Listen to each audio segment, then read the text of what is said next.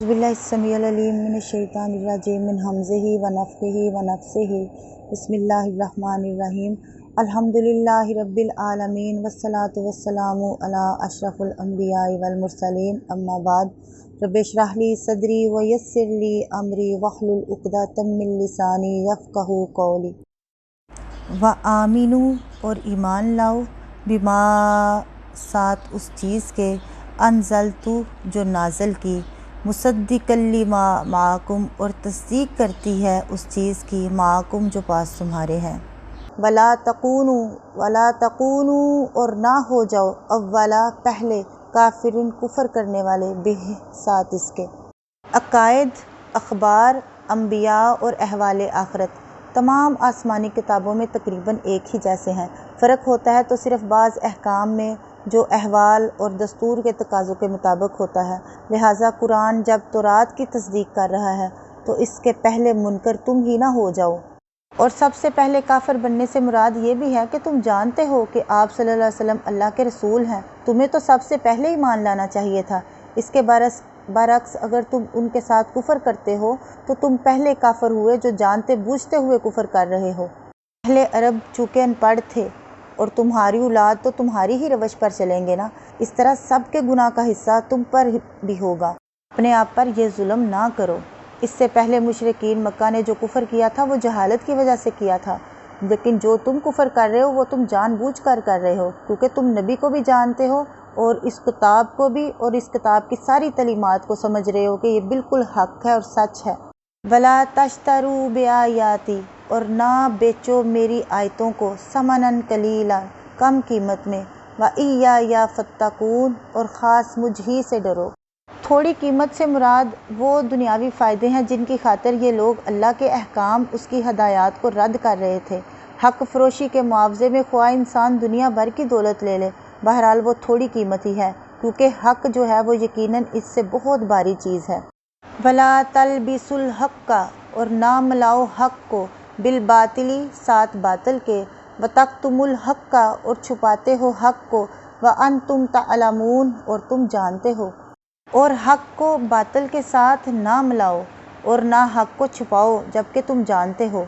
आयत को समझने के लिए ना ये बात पेश नज़र रहनी चाहिए कि अहले अरब जो थे ना वो अमूमन जो थे अनपढ़ लोग थे, और इनके मुकाबले में यहूदियों के अंदर वैसे भी तलीम का चर्चा ज़्यादा था, और इनफरादी तौर पर इनमें ऐसे ऐसे जलीलुल कदर आलम पाए जाते थे जिनकी शोहरत अरब के बाहर तक पहुंची हुई थी। इस वजह से अरबों पर यहूदियों का इल्मी रोब बहुत ज़्यादा था। फिर इनके उलमा और मशाइख ने अपने मजहबी दरबारों की ज़ाहरी शान जमाकर और अपनी जाड़ फूंक और तवीज़ गंडों का कारोबार चलाकर इस रोब को और भी ज़्यादा गहरा और वसी कर दिया था। खसूसियत के साथ अहले मदीना इनसे बेहद मरूब थे, क्योंकि इनके आसपास बड़े बड़े यहूदी कबाइल आबाद थे।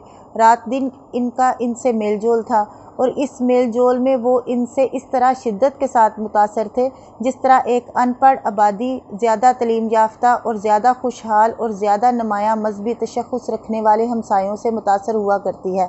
इन हालात में जब नबी सल्लल्लाहु अलैहि वसल्लम ने अपने आप को नबी की हैसियत से पेश किया और लोगों को इस्लाम की तरफ दावत देनी शुरू की, तो कुदरती बात थी कि अनपढ़ अरब और अहले किताब यहूदियों से जाकर पूछते कि आप लोग भी एक नबी के पैरू हैं और एक किताब को मानते हैं, आप हमें बताएं कि ये साहब जो हमारे अंदर नबूवत का दावा लेकर उठे हैं, इनके मुतल्लक और इनकी तलीम के मुतल्लक आपकी क्या राय है। चनाचे ये सवाल मक्का के लोगों ने भी यहूदियों से बारहा किया, और जब नबी सल्लल्लाहु अलैहि वसल्लम मदीने तशरीफ़ लाए तो यहाँ भी बहुत सारे लोग जो थे वो यहूदी उलमा के पास जाकर यही बात पूछते थे, मगर इन उलमा ने कभी लोगों को सही बात ना बताई। इनके लिए ये कहना तो मुश्किल था कि वो तौहीद जो मोहम्मद सल्लल्लाहु अलैहि वसल्लम पेश कर रहे हैं गलत है, या अम्बिया और कुतुब आसमानी और मलाइका और आखिरत के बारे में जो कुछ आप कह रहे हैं इसमें कोई गलती है, या वो इखलाकी असूल जिनकी आप तालीम दे रहे हैं उनमें से कोई चीज़ गलत है। लेकिन वो साफ साफ इस हकीकत का एतराफ़ करने के लिए भी तैयार ना थे जो कुछ आप पेश कर रहे हैं कि वो सही है। वो ना सच्चाई की खुली खुली तरदीद कर सकते थे, ना सीधी तरह इस सच्चाई को मान लेने पर आमादा थे।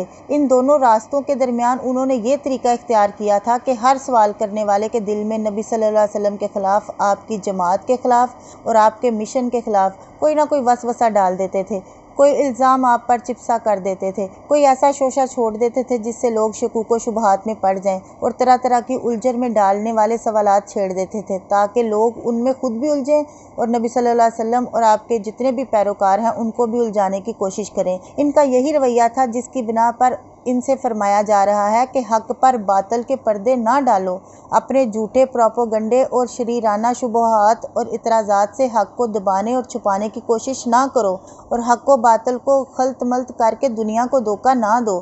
وَأَقِیمُوا الصَّلَاةَ وَآتُوا الزَّکَاةَ وَارْکَعُوا مَعَ الرَّاکِعِینَ۔ وَأَقِیمُوا الصَّلَاةَ، اور قائم کرو نماز کو، وَآتُوا الزَّکَاةَ، اور ادا کرو زکوٰۃ کو، وَارْکَعُوا مَعَ الرَّاکِعِینَ، اور رکوع کرو رکوع کرنے والوں کے ساتھ۔ اپنے عہد کے مطابق نبی کریم صلی اللہ علیہ وسلم پر ایمان لا کر یہ تینوں کام اہتمام سے کرو۔ اس آیت سے باجماعت نماز کی جو ہے نا وہ تاکید ظاہر ہے۔ رسول اللہ صلی اللہ علیہ وسلم نے فرمایا، اس ذات کی قسم جس کے ہاتھ میں میری جان ہے، میں نے ارادہ کیا کہ ان دن کا حکم دوں کہ وہ اکٹھا کیا جائے، پھر نماز کا حکم دوں، اس کے لیے اذان کہی جائے، پھر کسی آدمی کو حکم دوں کہ وہ لوگوں کو امامت کروائے، پھر ان آدمیوں کی طرف جاؤں جو نماز میں حاضر نہیں ہوتے اور ان سمیت ان کے گھروں کو جلا دوں۔ بخاری کی حدیث ہے۔ رسول اللہ صلی اللہ علیہ وسلم نے فرمایا، جو شخص اذان سنے اور سن کر نماز کے لیے مسجد میں نہ آئے تو اس کی نماز نہیں مگر کسی عذر سے۔ اور سیدنا عبداللہ بن عمر رضی اللہ عنہ کہتے ہیں، آپ صلی اللہ علیہ وسلم نے فرمایا، جماعت کی نماز اکیلے شخص کی نماز سے 27 گنا زیادہ فضیلت رکھتی ہے۔ بخاری کی حدیث ہے۔ اور سیدنا ابو ہریرہ رضی اللہ عنہ فرماتے ہیں کہ رسول اللہ صلی اللہ علیہ وسلم نے فرمایا، بھلا دیکھو، اگر تم میں سے کسی کے دروازے پر نہر بہتی ہو اور وہ اس میں ہر روز 5 مرتبہ نہائے تو کیا اس کے بدن پر کچھ میل کچیل رہ جائے گا؟ صحابہ نے عرض کیا، نہیں، کچھ میل کچیل باقی نہیں رہے گا۔ آپ صلی اللہ علیہ وسلم نے فرمایا، بس یہی 5 نمازوں کی مثال ہے، اللہ تعالیٰ ان نمازوں کی وجہ سے گناہ معاف کر دیتا ہے۔ بخاری مسلم کی حدیث ہے۔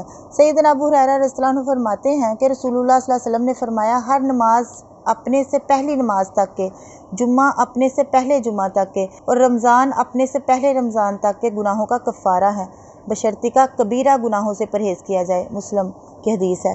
سیدنا عبداللہ بن عمر بن عاص رضی اللہ عنہ کہتے ہیں کہ ایک دن رسول اللہ صلی اللہ علیہ وسلم نے نماز کا ذکر کرتے ہوئے فرمایا، جس نے نماز کی حفاظت کی اس کے لیے نماز قیامت کے دن نور، برہان اور نجات کا باعث ہوگی، اور جس نے نماز کی حفاظت نہ کی اس کے لیے اس دن نہ نور ہوگا، نہ برہان اور نہ نجات، اور قیامت کے دن وہ قارون، فرعون، حامان اور ابی بن خلف کے ساتھ ہوگا۔ احمد کی حدیث ہے۔ نعوذ باللہ، نعوذ باللہ، اللہ کی پناہ۔ سیدنا انس بن مالک رضی اللہ عنہ فرماتے ہیں کہ ایک شخص رسول اللہ صلی اللہ علیہ وسلم کے پاس آیا اور کہنے لگا، میں نے حد کا ایک گناہ کیا ہے، مجھے حد لگائیے۔ آپ صلی اللہ علیہ وسلم نے اس سے کچھ نہیں پوچھا۔ اتنے میں نماز کا وقت آ گیا اور اس نے آپ صلی اللہ علیہ وسلم کے ساتھ نماز پڑھی۔ وہ شخص پھر کھڑا ہو کر کہنے لگا، یا رسول اللہ صلی اللہ علیہ وسلم، میں نے ایک حدی گناہ کیا ہے، آپ صلی اللہ علیہ وسلم کتاب اللہ کے مطابق مجھے سزا دیجیے۔ آپ صلی اللہ علیہ وسلم نے فرمایا، کیا تو نے ہمارے ساتھ نماز نہیں پڑھی؟ وہ کہنے لگا، ہاں پڑھی ہے۔ آپ صلی اللہ علیہ وسلم نے فرمایا، تو بس اللہ نے تیرا گناہ اور تیری سزا کو معاف کر دیا۔ بخاری کی حدیث ہے۔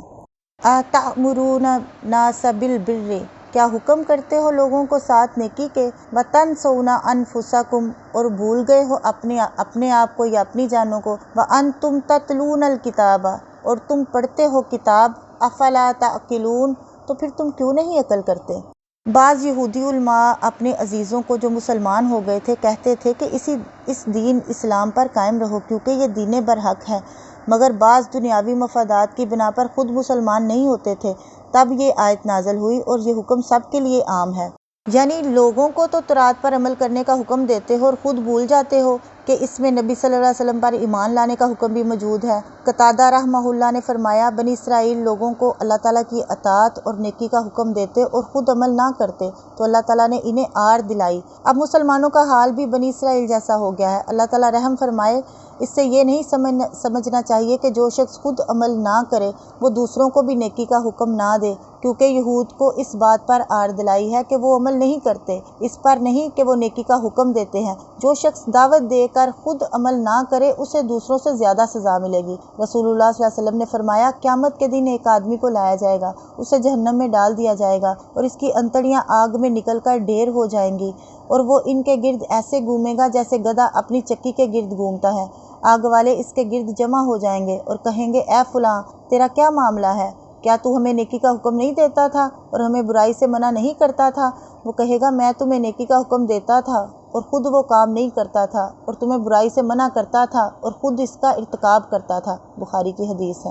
وَاسْتَعِینُوا بِالصَّبْرِ وَالصَّلَاةِ، وَاسْتَعِینُوا اور مدد مانگو، بِالصَّبْرِ صبر سے، وَالصَّلَاةِ اور نماز سے، وَإِنَّهَا لَكَبِیرَةٌ اور بے شک یقیناً یہ بہت باری ہے، الا مگر علی الخاشعین اوپر عاجزی کرنے والوں پر۔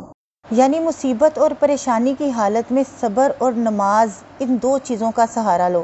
نبی صلی اللہ علیہ وسلم کو جب اچانک کوئی حادثہ پیش آتا تو آپ صلی اللہ علیہ وسلم نماز پڑھتے۔ اہل علم نے فرمایا صبر تین قسم پر ہے: مصیبت پر صبر، اللہ تعالیٰ کی اطاعت پر صبر، اور نافرمانی سے بچنے پر صبر۔ رسول اللہ صلی اللہ علیہ وسلم کی عادت مبارکہ تھی جب آپ صلی اللہ علیہ وسلم کو کوئی پریشانی لاحق ہوتی تو خود بھی نماز میں مشغول ہوتے اور اپنے اہل بیت کو بھی اس کی دعوت دیتے تھے۔ اور صبر کسے کہتے ہیں یہ بھی رسول اللہ صلی اللہ علیہ وسلم کی زبانی سنیے۔ انس بن مالک رضی اللہ عنہ کہتے ہیں کہ آپ صلی اللہ علیہ وسلم کا ایک عورت پر گزر ہوا جو ایک قبر کے پاس بیٹھی رو رہی تھی۔ آپ صلی اللہ علیہ وسلم نے اسے فرمایا اللہ سے ڈرو اور صبر کرو۔ وہ کہنے لگی جاؤ اپنا کام کرو، تمہیں مجھ جیسی مصیبت پیش تو نہیں آئی؟ وہ عورت آپ صلی اللہ علیہ وسلم کو پہچانتی نہ تھی۔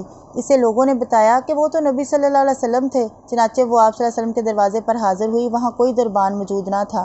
وہ اندر جا کر کہنے لگی میں نے آپ صلی اللہ علیہ وسلم کو پہچانا نہ تھا، میں صبر کرتی ہوں۔ آپ صلی اللہ علیہ وسلم نے فرمایا صبر تو اس وقت کرنا چاہیے جب صدمہ شروع ہو۔ بخاری کی حدیث ہے۔ وَإِنَّهَا لَكَبِیرَةٌ اور بے شک یہ بہت باری ہے، الا علی الخاشعین مگر اوپر عاجزی کرنے والوں کے۔ تو اس کا مطلب یہ ہے کہ نماز کی پابندی تو ایک نہایت مشکل ذمہ داری ہے، مگر جن کے دلوں میں اللہ تعالیٰ کا خوف اور آخرت کا یقین ہے ان پر یہ باری نہیں۔ تو یعنی جو لوگ اپنے رب سے ملنے اور اس کے حضور جواب دہی کا یقین رکھتے ہیں ان کے لیے نماز کی ادائیگی کبھی مشکل نہیں ہوا کرتی، بلکہ اگر کوئی نماز چھوٹ جائے یا نماز میں تاخیر ہو جائے تو ان کی طبیعت جو ہے وہ بوجھل ہو جاتی ہے، اور جب تک وہ نماز ادا نہ کر لیں انہیں چین ہی نہیں آتا۔ اور جو لوگ روز آخرت پر پورا یقین نہیں رکھتے ان کے لیے نماز ایک مصیبت اور مفت کی بیگار ہوتی ہے۔ الذین یظنون وہ لوگ جو گمان کرتے ہیں، انہم بے شک ملاقو وہ ملنے والے ہیں، ربہم اپنے رب سے، وانہم الیہ اور بے شک اسی ہی کی طرف راجعون وہ لوٹنے والے ہیں۔ یہاں ظن سے مراد یقین ہے، یعنی ان کو یقین ہے کہ وہ اپنے رب سے ملاقات کرنے والے ہیں اور اس کے حضور حاضر ہونے والے ہیں، اور تمام اعمال کا جو بھی دنیا میں وہ کرتے رہے ان کا ان سے حساب لیا جائے گا، لہٰذا وہ اس طرح کے کام ہی نہیں کرتے۔ وہ اللہ تعالیٰ سے عاجزی اور انکساری رکھتے ہیں اور ہر کام میں اللہ سے ڈرتے ہیں۔ تو یہاں فرمایا جو یقین ہے نا، یا جیسا کہ فرمایا وَبِالْآخِرَاتِ هُمْ يُوقِنُونَ کہ وہ آخرت پر یقین رکھتے ہیں، تو اس لحاظ سے یعنی کہ ان لوگوں کو یقین ہے کہ وہ اپنے رب سے ملیں گے اور اس ہی کی طرف لٹائے جائیں گے، تو یہ نماز ان کے لیے بھاری نہیں۔ پھر دعوانا ان الحمد للہ رب العالمین۔